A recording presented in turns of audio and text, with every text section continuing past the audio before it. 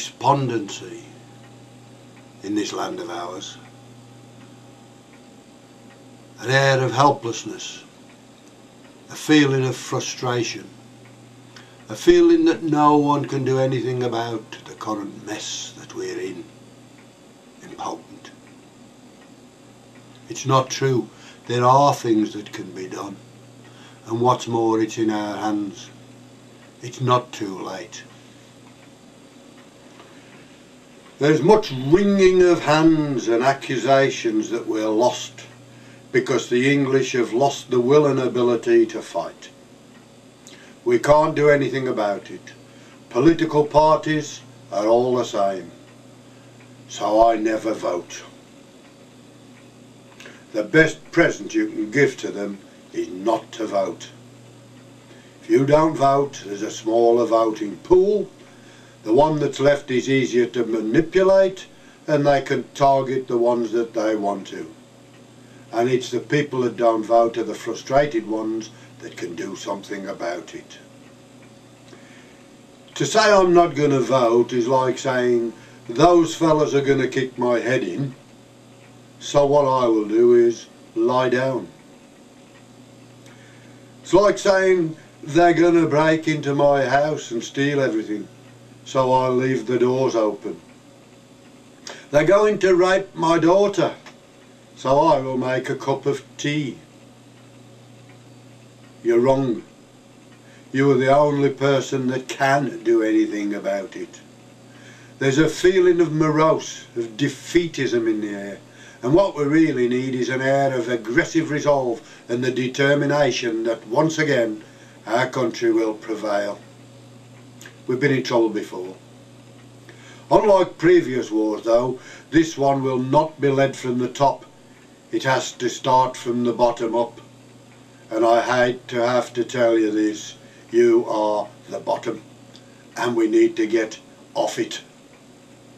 It'll be a relatively tough job, but it'll be nothing like the Second World War or the First one. This war's being fought on our own land. You don't even need to go out of your house to fight it.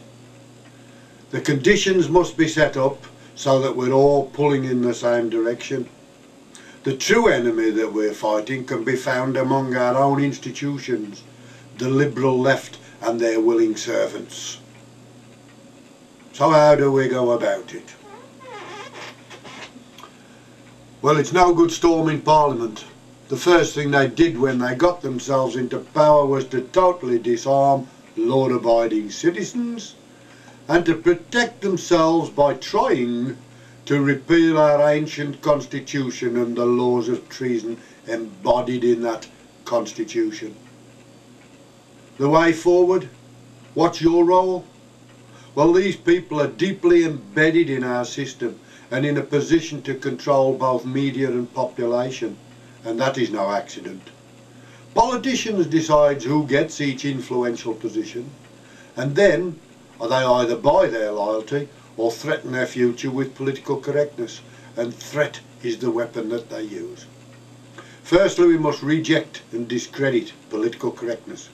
We must constantly undermine those who promote it, decry it, expose it, ridicule it, and make the protagonists feel ashamed and foolish.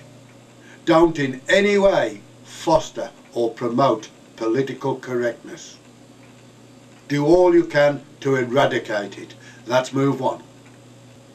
If we do that, we've gone a long, long way towards disarming the enemy within. It's the politicians that control, so the first move is to remove them. The politicians have put their placements in position, and once the politicians are removed, the placement are easy meat.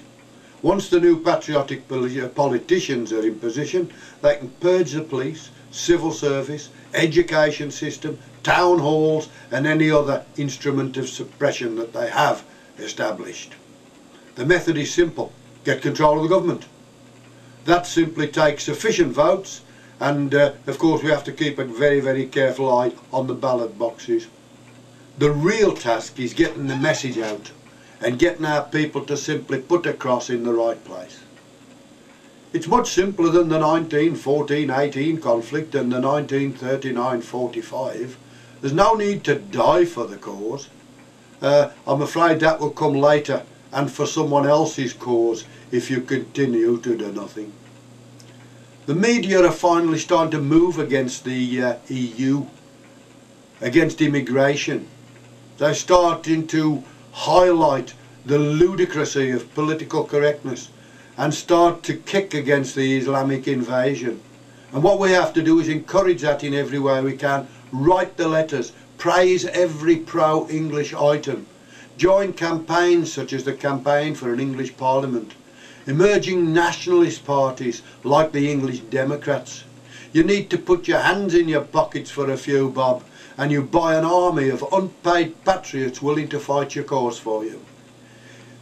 If you can't, won't or refuse to get out there and fight, then at least sit at home knowing that you've helped finance those who are willing to work on your behalf. A free army of volunteers, all trying their patriotic best to save you from certain destruction. There'll be nowhere to run if it all goes wrong. You're trapped. Other countries just do not take English asylum seekers. Even rats will fight when cornered, and you are not rats. You're English. Get out there and prove it.